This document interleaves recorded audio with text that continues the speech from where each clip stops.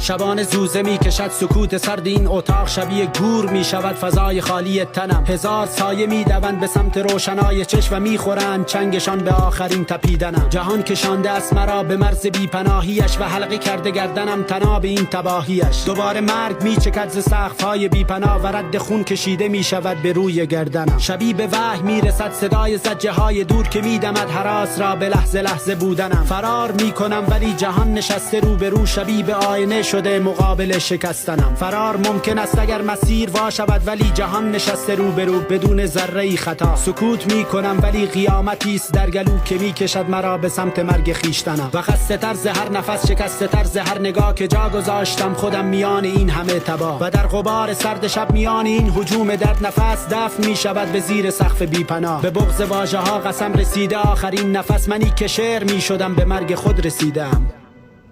زیر باران گریه کردم، بلکه باران شوید از قلبم گناهم.